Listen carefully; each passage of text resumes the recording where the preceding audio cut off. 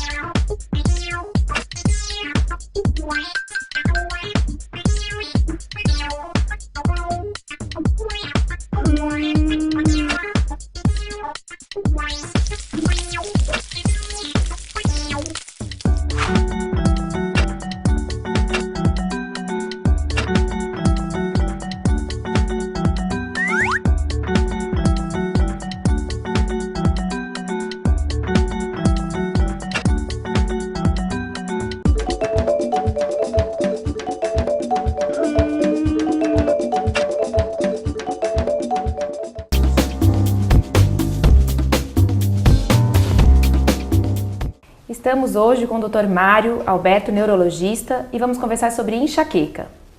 Qual a diferença entre a enxaqueca e a dor de cabeça? Bom, a dor de cabeça, que é uma entidade também que é chamada de cefaleia, que é a mesma coisa, né? Para o indivíduo que é leigo e não conhece a parte médica, na realidade é uma parte das cefaleias. As cefaleias ou dores de cabeça, pela classificação internacional de cefaleias, elas podem ser primárias e podem ser secundárias. As cefaleias primárias, que a enxaqueca faz parte, são aquelas em que a própria doença se manifesta. As secundárias são os casos em que a dor de cabeça depende de outras doenças, como, por exemplo, um tumor cerebral, uma meningite e outras lesões que podem determinar a dor como parte do sintoma, mas são secundárias, né? A enxaqueca, por sua vez, é também chamada de migrânia, especialmente no hemisfério norte, porque ela é uma cefaleia primária que depende de alterações também já originais do cérebro do indivíduo e manifestações que dependem também do ambiente externo e interno desse organismo. A enxaqueca, basicamente, é uma entidade em que o cérebro dos indivíduos enxaquecosos ele é diferente do cérebro usual, que a gente denomina de normal. O cérebro enxaquecoso ele tem a característica de ser hiperexcitável, muito sensível a estimulações externas e internas, seja do meio interno do indivíduo ou do meio ambiente. E por isso mesmo ele responde de maneira exacerbada, intensa, que acaba desencadeando a dor de cabeça enxaquecosa, né?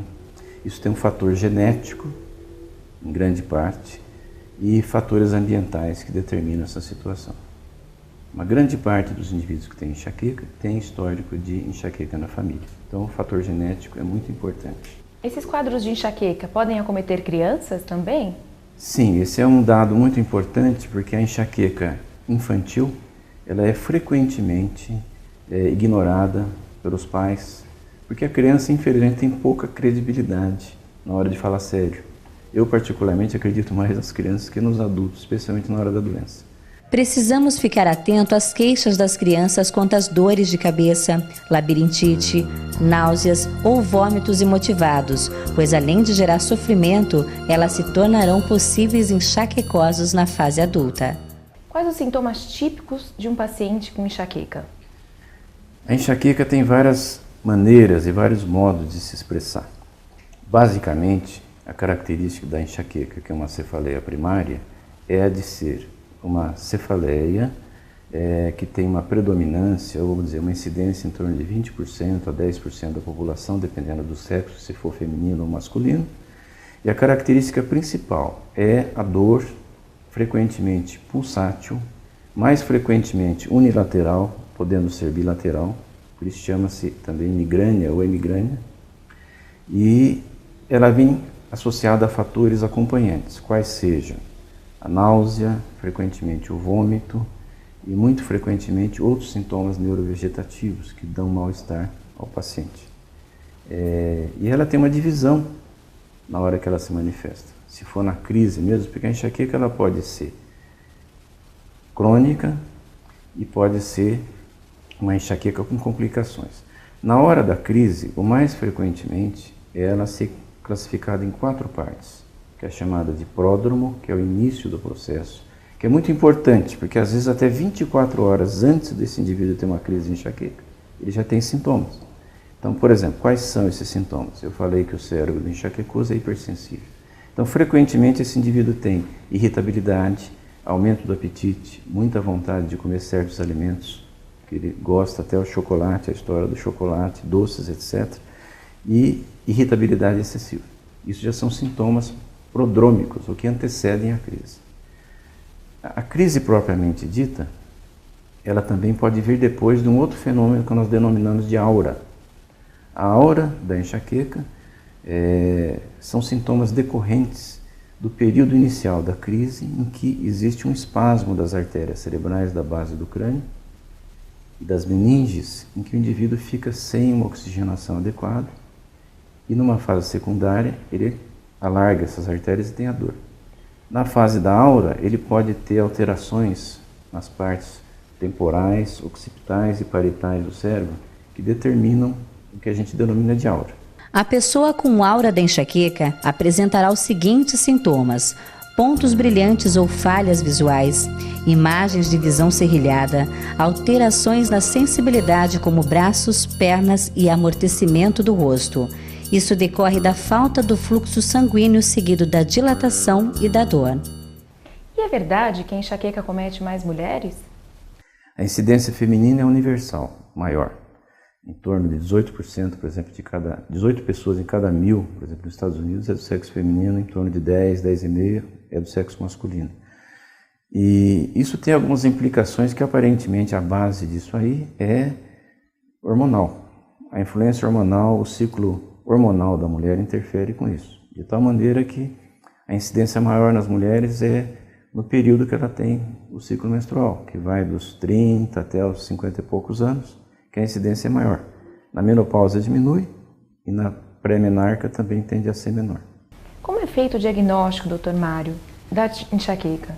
O diagnóstico da enxaqueca basicamente é um diagnóstico clínico. Os exames subsidiários de imagem, como tomografia, ressonância, eletroencefalograma, etc., eles têm o seu valor para fazer o diagnóstico diferencial, quer dizer, para você afastar a possibilidade de cefaleias secundárias, como eu falei, por tumores, meningite, acidente vascular cerebral, etc.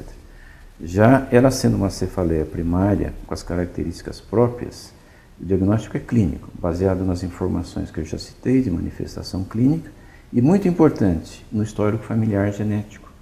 Voltando a falar um pouquinho das mulheres, existem muitas mulheres que relatam a piora do quadro de enxaqueca com o uso de anticoncepcional oral. Isso é real? É verdade? Real. Isso é um fato real. Era mais comum até em períodos pregressos da história dos anticoncepcionais, que eles tinham dosagens hormonais mais altas. Atualmente, os anticoncepcionais têm níveis menores de hormônios. Isso faz com que essa incidência caia para valores até administráveis, vamos dizer. Você pode até usar anticoncepcional e tratar a enxaqueca. Antigamente isso era pior. Após diagnosticado a enxaqueca, como é feito o tratamento? O que podemos fazer para ajudar, além do exercício físico, da alimentação saudável? O que mais podemos usar para melhorar a enxaqueca? Quem leu os jornais recentemente, talvez ontem ou anteontem, saiu uma enquete sobre a Universidade de Harvard, falando que eles fizeram estudos com medicamentos chamados placebo, que são medicamentos que não têm ação nenhuma farmacológica, e outros que têm ação real. E a maior parte dos indivíduos teve uma resposta muito parecida, quando ele tinha uma qualidade de vida psicológica ruim e boa. Até com o placebo, que tem qualidade de vida melhor, respondia melhor, evitando as crises.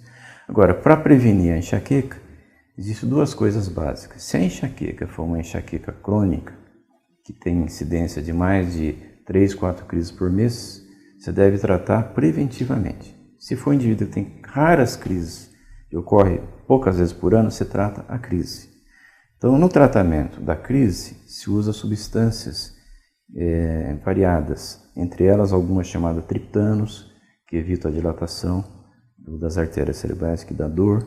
Existem algumas outras que são anti-inflamatórias, porque você tem uma inflamação das artérias na enxaqueca, e os analgésicos. Essa associação ajuda a tirar da crise, algumas vezes remédio para evitar o vômito, senão o indivíduo não consegue aproveitar a medicação.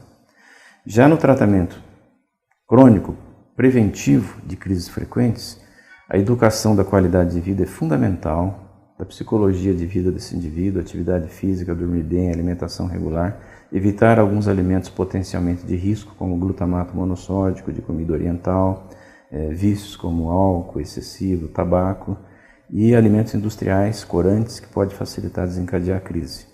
Além disso, existem alguns medicamentos que podem ser usados e frequentemente são muito úteis.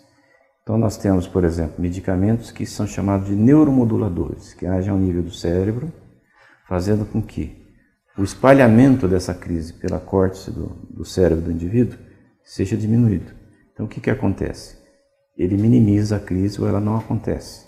Existem alguns medicamentos que inibem também estruturas cerebrais profundas do tronco do cérebro, que são áreas que desencadeiam a crise da enxaqueca. Hoje a gente sabe que o núcleo do nervo trigêmeo, que fica no tronco do cérebro, ele tem conexões com todo o cérebro e se ele for excessivamente ativado, juntamente com a parte cortical do cérebro, ele libera substâncias que agem nas terminais das artérias da base do cérebro e você tem uma inflamação neurogênica, desencadeada pelo próprio cérebro, não infecciosa, é uma inflamação das artérias, que ocorre juntamente com aquela dilatação que eu falei.